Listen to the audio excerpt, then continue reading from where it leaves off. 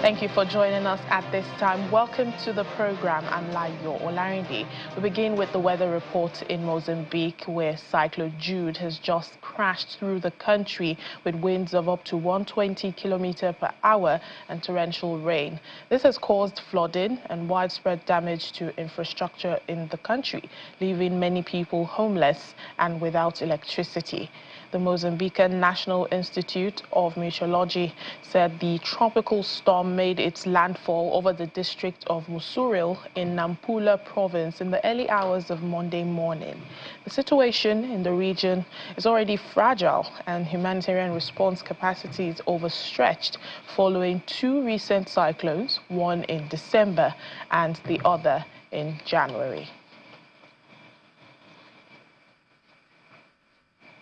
Meanwhile, the United Nations Children's Fund is describing the situation in Mozambique as very bad because children are particularly affected and vulnerable. Like we've said earlier, there is flooding, and the UNICEF is saying this increases the risk of waterborne diseases such as cholera, diarrhea and malaria. The affected provinces have the highest concentration of children in the country, and this makes the impact even more severe. UNICEF says it is delivering essential supplies to these affected communities and is working to ensure safe shelters. A very bad situation for people on the ground, many of whom are extremely vulnerable and who are being hit for the third time this season by a cyclone. In those areas, many people are living in very rudimentary structures, just not designed to stand up to this kind of rainfall and wind. And what we're particularly worried about is the fact that nearly all of the river basins and dams in Nampula province and many parts of Zambezia province are already full. So this is going to create inevitably some very serious flooding that brings a risk of waterborne diseases, things like cholera, diarrhea, malaria, diseases that are really killers of children. So very worrying situation in a country where we already have about 3.4 million children in humanitarian need. This is only going to make life a lot worse for them. Estimates prior to landfall suggested that we would be seeing about 340,000 people very seriously impacted by the cyclone and potentially up to 1 million people having some kind of impact. Also suggestions that there would be about 1,200 schools and about 120 healthcare facilities damaged, destroyed or put out of action. As tensions remain high in South Sudan, neighboring Uganda has deployed special forces to the capital, Juba. Uganda's military chief, General Muhoozi Kainerugaba, says this is to help President Salva Kiir secure the capital. The move comes as tensions escalate between Mr. Kiir and his deputy, Riek Machar, raising fears that their fragile peace deal could collapse and a conflict could resume. General Kainerugaba did not give reasons for the deployment to the neighboring state, but said that any move against Kiir is a declaration of war against Uganda. Well, South Sudan's government is yet to comment on the deployment. There are concerns about the security situation in South Sudan, with the U.S. on Saturday ordering the evacuation of all its non-emergency staff from the country. As a result of the crisis in the Democratic Republic of Congo, the aid response in Burundi is literally buckling. This is according to the UN refugee agency, UNHCR, who relays the dramatic testimonies from people forced to flee the unchecked advance of M23 rebels. Faith Kasina, UNHCR's regional spokesperson for East and Horn of Africa and Great Lakes, says over 63,000 people now have crossed into Burundi, fleeing the atrocities in parts of eastern DRC. The UNHCR is appealing for an immediate and sustained humanitarian funding to be able to meet the growing demands and needs among the new arrivals, as Burundi is not prepared for this emergency. 63,000 people now have crossed into the country, Burundi, fleeing atrocities and deadly conflict in parts of Eastern DR Congo. I cannot underscore the importance of humanitarian funding for this response. It's 60,000 people who've arrived in a matter of weeks, the largest influx this country has seen in decades. This country, despite its best efforts, was not prepared for this emergency. Humanitarian agencies are working round the clock. My colleagues are working Monday to Saturday, 6 days out of 7, at Rugombo, making sure that people are registered, trying to fasten the process so that they're moved to the refugee sites.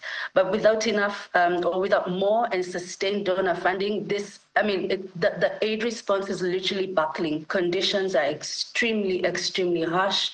At the local stadium where I was able to visit, there are at least 45,000 people still sheltering in the stadium. The stadium is literally busting off its seams. There's just a deep sense of exhaustion.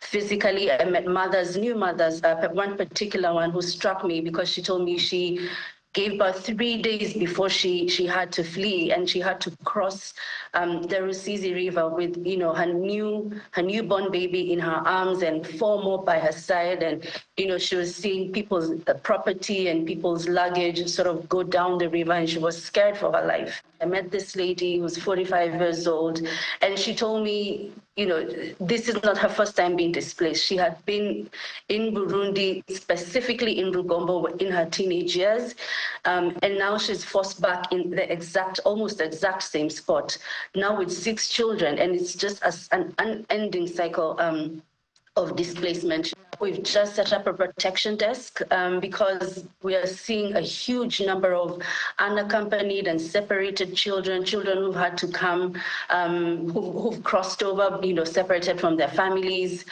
They have no point of contact, and therefore these protection desks are useful in terms of trying to identify them, trying to connect them or reunite them with close family members.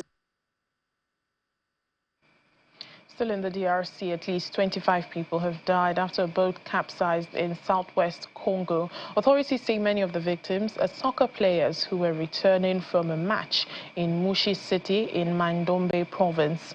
On Sunday night, the vessel had capsized on the Kwa River. Alexis Mputu, the provincial spokesperson, suggests poor visibility at night may have been a factor, while at least 30 other people survived. Deadly boat accidents are common in the Central African country. Late-night travel and overcrowded vessels are often to blame. Authorities have struggled to enforce these maritime regulations. Congo's rivers are a major means of transport for its more than 100 million people, especially in the remote areas where infrastructure is poor and non-existent.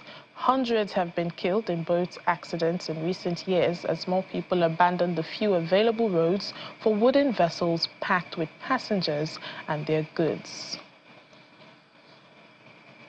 In South Africa, a bus overturned on a highway, throwing its passengers out, killing at least 12 people in the city of Johannesburg. The early morning crash on Tuesday happened near Joburg's main OR Tambo International Airport. It also injured 45 others. Officials say the injuries range from serious to critical, and the driver is among those taken to the hospital. The bus had been transporting people from the township of Katlohong, east of Johannesburg. Well, officials say investigations are now underway to determine the cause of the accident. To climate stories now. During the 4-day visit to Nigeria of the United Nations Framework Convention on Climate Change, Executive Secretary Simon Steele highlights Nigeria's climate action as the gateway to a new era of growth and prosperity, fueled by clean and affordable energy available for all. On the sidelines of a symposium at the Lekki Conservation Center in Lagos, where Mr. Steele spoke on the intersecting worlds of climate change, mangrove and art, he told Channels Television's Ayola Kasim that there is an opportunity to ensure the needs of developing countries are served, is being presented to the parties. He also talked about the drive and motivations that help with the negotiation process. The impacts of climate change on not only my own home, but vulnerable communities around the world, coming here to Nigeria, seeing the impacts again firsthand. I have the privilege in this role as Executive Secretary to visit many countries and seeing the impacts. And when I see how that impacts ordinary people, communities, families, businesses, it's heartbreaking.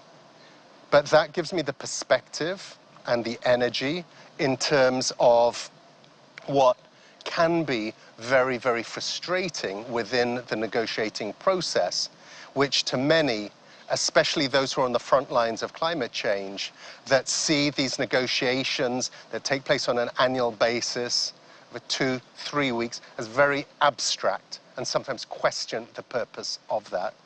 But I go into these in my role as a custodian of the process, as a facilitator, supporting the close to 200 countries that are part of this intergovernmental process.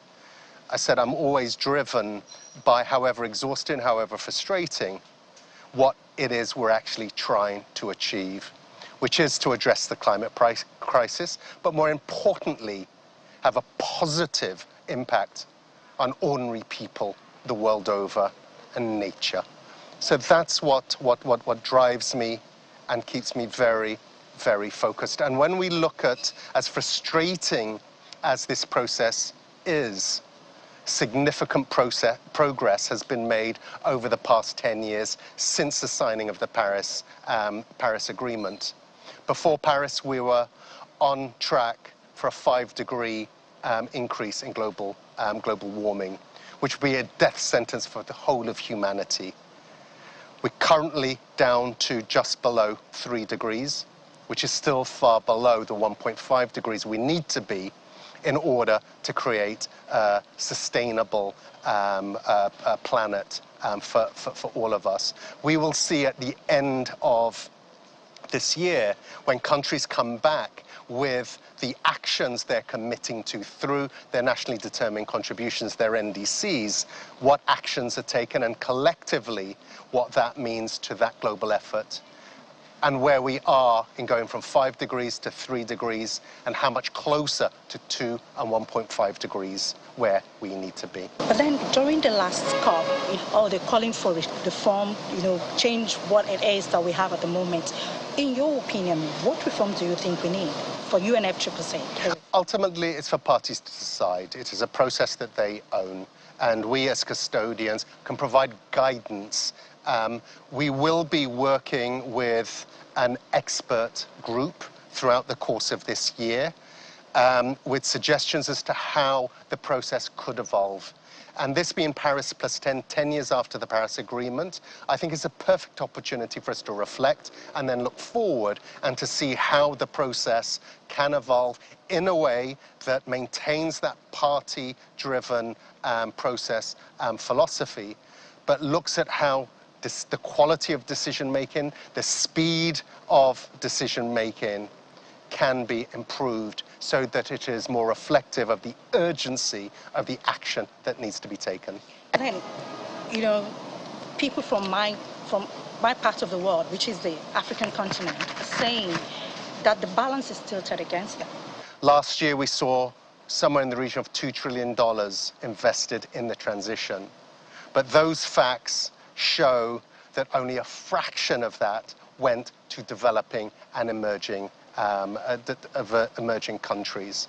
So how that is rebalanced is going to be absolutely critical. Leaving Baku last year with COP29 with a new framework for climate finance, there is that opportunity, whether it's the delivery of the 300 billion, a tripling of commitments from developed countries, from external sources to support developing countries, and then, of course, the roadmap that needs to be fleshed out this year to get us on course for 1.3 trillion investment per year. So the opportunity to rebalance and ensure the needs of developing countries are more adequately served is what is presented to parties.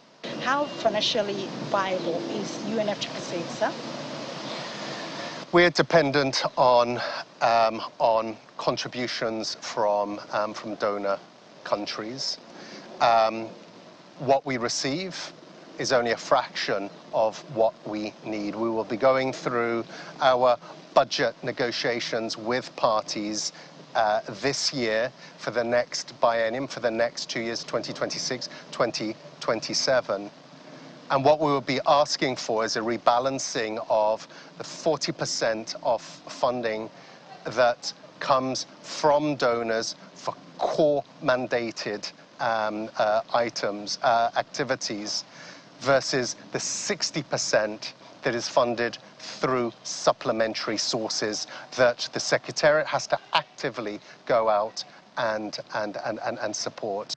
Program. In the coming days, Nigeria and the United Arab Emirates, UAE, will be meeting to resolve issues related to visa procurement by Nigerians seeking to travel to the UAE. The decision was reached when the ambassador to the United Arab Emirates to Nigeria, Salem Al-Shamsi, paid a courtesy visit to the Minister of State for Foreign Affairs, Ambassador Bianca Odumegu Ojukwu, in her office in Abuja. Nigerians currently experience difficulties in obtaining UAE visas, especially tourism visas. The minister acknowledged the warm diplomatic relations between both countries, noting that Nigeria has remained faithful in the relationship. In response, the UAE ambassador gave his commitment to addressing the difficulties faced by Nigerian visa seekers, as well as optimizing the various MOUs signed by both countries to foster different economic partnerships and the promotion of trade and investment. In the meantime, the federal government has promised to collaborate with the states, local governments to address the issue of insecurity in Nigeria through the proof of address system. The Secretary to the Government of the Federation, Mr. George Akume, who was represented by a director in the office of the SGF, Mrs. Helen Gabriel, at the Southwest Stakeholder Sensitization Meeting, says the Proof of Address initiative is a step towards strengthening governance, enhancing security, and improving efficient service delivery at the grassroots level. It is the first stakeholders sensitization meeting for the implementation of the local government Proof of Address system. Thank you so much, now. Being hosted by the Lagos State Government and representatives from the Southwest Geopolitical Zone, Association of Local Government of Nigeria, they all present to deliberate on the activation of the initiative for enhancing identity verification of residents across the 774 local government areas. We hope that, like the previous speakers have said, the process of enrollment will be simplified such that the benefits would be, we can all benefit from the benefits that are embedded in the program. The Association of Local Government of Nigeria, AGON, recognizing the importance of a structured address system, initiated this project as a valuable directive of local government constitutional mandate, particularly in street naming and building numbering within our respective jurisdictions. The Proof of Address system is an initiative of the federal government to boost national security, economic planning, and strengthen efficient service delivery at the grassroots. Introduction of the Proof of Address system is not just timely, but necessary for the strengthening of our national identity structure.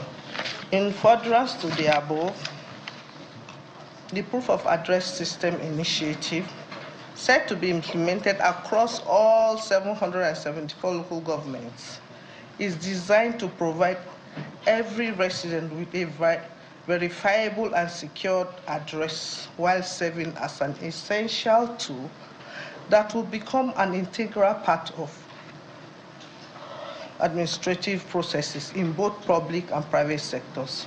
Representatives from Ekiti, Osun, Ogun, Ondo, and Oyo all share the same view on the Proof of Address system scheme, saying it will improve revenue base of local governments in the country. We just need to make the other system we are introducing simpler so that we don't disenfranchise people that want to come to Nigeria for business. But the fact remains that we need to tighten the security architecture of our state. And this is one of the things that is supposed to do that. Somebody may commit crime in Edo State and come to Lagos State and be living in Nigeria. No problem. Because there is no where you can trace him to. So I want to appreciate the organizer for this fantastic project. And I think it's not going to be, today we're not going to be the end of the program. The federal government says the exercise is completely different from the upcoming National Housing and Population Census. It's not another form of census, even though it will help census. It will help in census, but in census you're not giving an ID card, you're not, all the stakeholders are not integrated. This will bring synergy to every stakeholder, to every sector. The sensitization of the Southwest Zone marks the launch of a nationwide campaign for the Proof of Address System initiative, which will be replicated across other geopolitical zones in the coming days. Well, the Commonwealth Business Women Africa International Summit has ended in Lagos. The event, which showcased the products of women, especially those in small businesses, was a time to motivate the women through speeches and sharing strategies for development. It's the final day of CBW Africa Summit, and the platform is accommodating exhibition of goods by members to encourage and broaden market participation. Small businesses and their growth is part of the motivation for the summit. Cross sectors to address challenges and seize opportunities. Empower women. Prioritize initiatives that support women's participation and leadership in all areas of development. Promote innovation. Leverage technological advancements to enhance sustainability and inclusivity in trade and economic activities. The conversation is beyond small businesses. Tips for living and growth is the focus at the panel discussion. People want to hear more of you, see more of you, do more business with you. And there's gravitas, which is the behavior. It has a lot to do with you, your integrity, your charisma, your confidence, your authenticity, your ability to inspire once again, your ability to have poise. You have to be able to adapt to you having a product in your local market and being able to be flexible enough to change your packaging, your labeling, and how your product is made to meet the demand of the local market. If I enter my factory, even the joy of the machine, that I can hear the sound, it gives me internal joy. I still train myself, and we should encourage our children to go into STEM education. Women with outstanding performances and contributions to the summit and economy generally are recognized and rewarded. This is the vision that propels us. And finally, on the program, Algerian President Abdelmadjid Tebboune has announced plans to import 1 million sheep ahead of this year's Eid al-Adha, aiming to stabilize prices and meet high demand for the ritual sacrifice. This move follows a series of measures to ease public frustration over rising costs and the government's tight grip on power. North Africa has faced extreme heat and drought for 7 consecutive years, which has led to a drop in local sheep production. Last year, soaring prices made it unaffordable for many to buy the animals. And this year's import plan aims to ensure that more Algerians can participate in the celebration without breaking the bank. Eid al-Adha, which falls in early June, is an important tradition where Muslims slaughter sheep to honor the story of Ibrahim's willingness to sacrifice his son Ismail in obedience to God's command, but God provided a lamb as a substitute. And that's it on the program for today. Thank you so much for watching. I'm Layo Olarindi.